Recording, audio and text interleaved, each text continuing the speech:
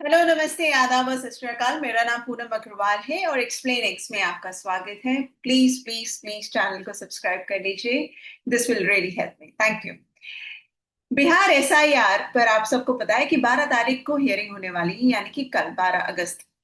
इसके पहले जो हियरिंग हुई थी, मैं आपको जस्ट थोड़ा सा याद दिला दूं क्या हुआ था पिछली हियरिंग में। खास तौर पे सुप्रीम कोर्ट ने कहा था पिटिशनर्स को कि अगर आपके पास 15 से भी ज्यादा लोग या 15 लोग आप लाके हमारे पास खड़ा कर दें, यानी कि बता दें कि इन लोगों का नाम गलत तरीके से हटा है ड्राफ्ट रोल से, ये जिंदा है लेकिन फिर भी इनका नाम हट गया है, तो उस मैटर में सुप्रीम कोर्ट तुरंत इंटरवीन करेंगे। तो ये मैटर जब सुप्रीम कोर्ट में सुनवाई के लिए आया था, तब जजेस का ये बहुत ही स्ट्रॉन्ग ऑब्जर्वेशन रहा। इनफैक्ट उसके बाद जब ड्राफ्ट रोल बाहर आया तो ऑब्वियसली हम सब जानते हैं कि ड्राफ्ट रोल तो आया, लेकिन उसके साथ जो डिलीटेड नाम थे 65 लाख लोगों के, उसमें इलेक्शन कमीशन ने विथ रीजन नहीं बताया कि क्यों एक पर्टिकुलर इंसान का नाम कटा है, किस कारण से कटा है। तो उस पर भी एक इंटरवेंशन लगा। लेकिन आज जो मैं बताने जा रही हूँ कि इसके बाद ऑफ कोर्स पिटिशनर्स को कहा गया था, क्योंकि इतने सारे पिटिशनर्स हैं इसमें, नोडल काउंसिल यानी कि एक लॉयर को पिटिशनर्स की तरफ से, सारे पिटिशनर्स की तरफ से ये जिम्मेदारी दे दी गई थी कि आप सारे इंफॉर्मेशन को कंपाइल कर कर फाइल करें। तो ये कंपाइलेशन ऑफ कोर्स पिछले कई दिनों से चल रहा है, जब से ड्राफ्ट रोल आया। तो उसमें एक बहुत ही इंपॉर्टेंट चीज जो सामने आई है और उसके बारे में मैं आज आपको बताऊं। जब मैंने इन डॉक्यूमेंट्स को एक्सेस किया तो इससे ये क्लियर हो गया कि ग्राउंड लेवल पे काफी काम पिटिशनर्स ने किया है। ये मैं बता रही हूँ आपको इस पर्टिकुलर कंप्लेंट के बारे में। इनफैक्ट एक नहीं, कई सारे कंप्लेंट्स फाइल किए गए हैं बीएलओ के साथ पास में वोटर्स के जरिए कि उनका नाम गलत तरीके से कट गया है, और अब उनको ये नहीं समझ में आ रहा है कि आखिर उन्हें करना क्या है। इनफैक्ट रीजन नहीं होने के कारण वो स्पेसिफिकली ये भी नहीं बता पा रहे कि इनका नाम इस कारणवश कटा है। तो एक पर्टिकुलर कंप्लेंट मैं आपको पढ़ के सुनाऊंगी, लेकिन इसके पहले मैं बता दूं कि जितना डॉक्यूमेंट्स मुझे एक्सेस हुआ है उसमें से ये क्लियर है कि कई सारे जगह पर पिटिशनर्स ने काम किया है, जिसमें जो चीज सामने आई है, सीतामढ़ी असेंबली कॉन्स्टिट्युएंसी में, आरा सीतामढ़ी में इनफैक्ट उन्होंने कई सारे लोगों से बातचीत की और काफी सारे कंप्लेंट्स, अराउंड 37 कंप्लेंट्स तो उन्होंने मेंशन किया ही है।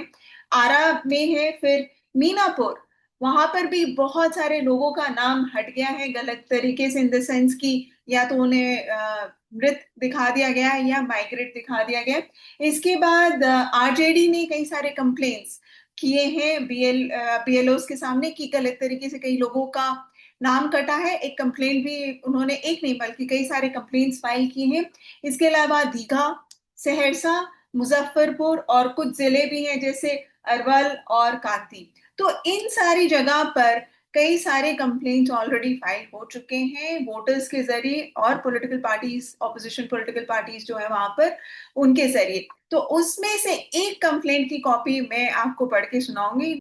ये कंप्लेंट एक तरह का फॉर्म है जिसमें उन्होंने भर के दिया है अपना डिटेल्स, और साथ में ये कंप्लेंट की कॉपी में ये लिखा हुआ है कि मैं ये सत्यापित करता या करती हूँ कि 24 जून 2025 के बाद मेरे बूथ पर बीएलओ या अन्य कोई अधिकारी मेरे घर पर नहीं आए। मुझे नई मतदाता सूची के बारे में कोई जानकारी नहीं दी गई और ना ही मुझे गणना पत्र भरने के लिए दिया गया। मुझे बताया गया है कि मेरा नाम ड्राफ्ट रोल लिस्ट में नहीं है। मुझे मृत मानकर हटा दिया गया है। तो इसमें उन्होंने रीजन दिया है, इनको पता है कि इस कारण से उनका हटा दिया गया है नाम। मुझे इसके बारे में कोई नोटिस नहीं मिला, ना ही मेरी कोई सुनवाई हुई है। इस संदर्भ में मेरे परिवार से कोई प्रमाण पत्र भी नहीं मांगा गया। मुझे यह भी बताया जा रहा है कि अब मुझे एक नए वोटर की तरह फॉर्म भरकर जमा करना है, आवेदन देना होगा।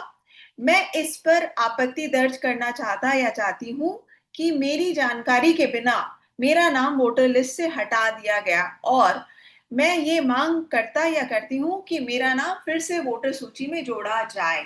तो जैसा कि आप देख सकते हैं कि ये कंप्लेनेंट ने भर के दिया है, आरा के रहने वाले है ये और रहने वाली या रहने वाले हैं।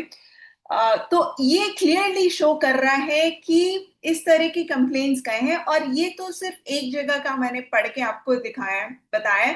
इनफैक्ट कई सारे लोगों के नाम गए हैं। कई सारे लोग ऐसे हैं जिनका नाम लिस्ट में नहीं है, वो बिहार में रहते हैं फिर भी नाम नहीं है, और वो ये भी कह रहे हैं कि उनको ये नहीं पता किस लिए हटाया गया है, या इस कारण से हटाया गया कि वो मृत है, या इस कारण से हटाया कि वो माइग्रेंट है।